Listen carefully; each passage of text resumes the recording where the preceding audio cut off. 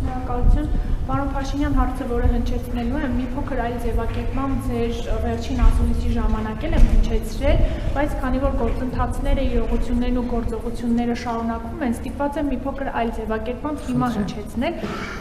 Ինչպես է ստացվում, որ ամեն անգամ, երբ Ադրբեջանի հոգևոր առաջնորդ Ալաշքյուր Փաշազադեն անդրադառնում է հայ առաքելական եկեղեցուն, նշելով, որ խաթարում է խաղաղության գործընթացը, Երևանում պրոցեսներ են սկսվում, կալանավորվում են հոգևորականներ, հնարավոր է, որ ձեր կողմից հայ առաքելական եկեղեցու վրա հարձակումը Ադրբեջանի հետ խաղաղության գործընթացի մի մաս է կազմում։ Նախ սկսենք նրանից, որ իմ կողմից հայ առաքելական եկեղեցու վրա հարձակում չկա։ Ես ուզում եմ մենք արձանագրենք հետևյալը։ Ուրեմն Հայաստանյաց առաքելական Սուրբ եկեղեցու թղթերում որևէ տեղ գրած չի, որ կաթողիկոսի պաշտոնում գտնվող անձը եւ եկեղեցին նույնական են։ Որևէ տեղ գրված չի, որ եպիսկոպոսը եւ եկեղեցին նույնական են։ Հայաստանյաց առաքելական եկեղեցու պատմության մեջ եղել են մի շարք, եթե ոչ բազմաթիվ դեպքեր, երբ օրինակ կաթողիկոսը պաշտոնանկ է արվել, հրաժարական է տվել եւ գնացել։ Այսինքն իսկ ինչ է տեղի ունեցել դրանից հետո։ Դրանից հետո ինչ է տեղի ունեցել, մենք դրա արդյունքում եկեղեցին փլուզվել է, ոչ չի փլուզվել։ Էլ չեմ ասում նախկինում Հայաստանում դեպքեր եղել են, երբ որ եպիսկոպոս քրեական պատասխանատվության է ենթարկվել եւ տարիներ է անցկացրել բանտում։ Հիմա իմիջայլոց եթե ես իմ լրագրողական տարիներից եմ դա հիշում, բայց ես հասկանում եմ, որ մեր իրականության մեջ այդ հիշողությունը չկա։ Քրեական օրենսգրքով առնվազն կալանավորվել է եւ երկար ժամանակ, չգիտեմ դատավճիռ եղել է թե չէ։ Եթե չեմ սխալվում, նույնիսկ անունը կարող է հիշեմ։ Կարծեմ Ասողիկ Սրբազան եւ Ասողիկ եպիսկոպոսը կալանավորվել է քրեական օրենսգրքով եւ դա ինչ է տեղի ունենում։ Ինչ վերաբերվում է ձեր հարցին, որ հնարավոր է, ոչ հնարավոր չի։ Որտեղ նման բան չի կարող տեղի ունենալ։ Հիմա եթե դուք ես անկեղծ ասած դուք եք հետևում, ես չեմ հետևում Ադրբեջանի հոգևոր առաջնորդի հայտարարություններին եւ ես բան չունեմ ասելու, ես գուցե շատ մեծ թերություն է, բայց ես չեմ հետևում։ Նույնիսկ միջազգային հարթակներում Ադրբեջանի հոգևոր առաջնորդի արած հայտարարություններին եւ եթե ուզում եք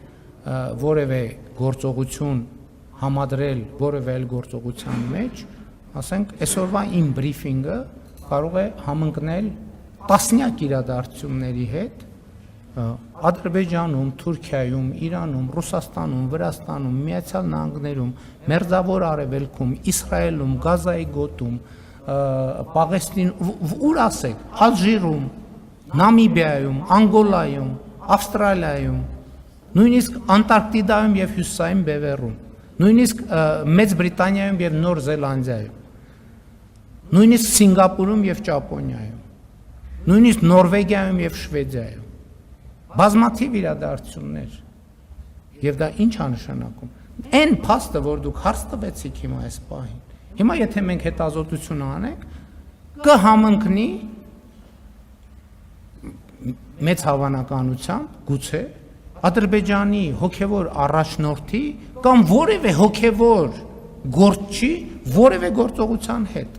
հիմա մենք փորձենք գտնել Ադրբեջանի որևէ падգամավորի որևէ գործողության հետ Ադրբեջանի կառավարության որևէ ներկայացուցչի որևէ գործողության հետ եւ դրանից հետո դուք ստիպված կլինեք պարզաբանել այն հարցը որ դուք այստեղ տվեցիք արդյոք կապ ունի ասենք Ադրբեջանի որևէ մզկիթի հոգևոր ծառայողի արած որևէ հայտարարության հետ կամ կարող է պարզվի նամազի ժամ էր հիմա այն պահին երբ որ դուք հարցը տվեցիք աշխարհի հազարավոր մզկիթներում կամ գուցե հարյուրավոր մզկիթներում հայտարարվեց նամազի մեկնարկ եւ կարող է հնչել հարց իսկ ձեր հարցը արդյոք պատահական համընկավ նամազի մեկնարկի հետ։ Ես ոչ թե ուզում եմ ձեզ հակադարձել, ես ուղղակի ուզում եմ ցույց տալ ձեզ, որ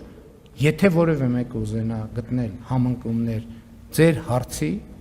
հա, էդ էլ է, չէ, բան, մեկ էլ ասում են, հա, այս փող, այս ինչ գույն է, որ ձեր հագուստը, ձեր այն որ հիմա ձեր ցախ ականջին ականջակալ կա, իսկ կարող է Ադրբեջանից զանգել են, հուշում են, ասում են, այ հիմա կամ չգիտեմ, Ադրբեջանից չէ, Նոր Զելանդիայից կամ ինչ որ երկրի հատուկ ծառայություն է, հասկանում եք։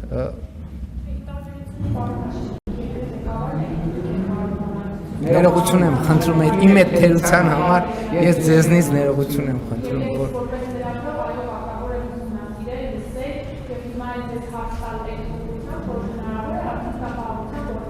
ոչ,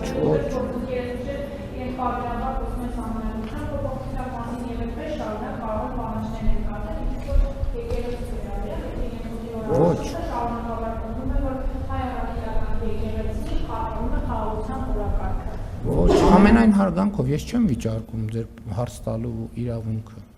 Ես ձեր հարցին պատասխանում եմ ոչ եւ հիմնավորում եմ թե ինչու ոչ։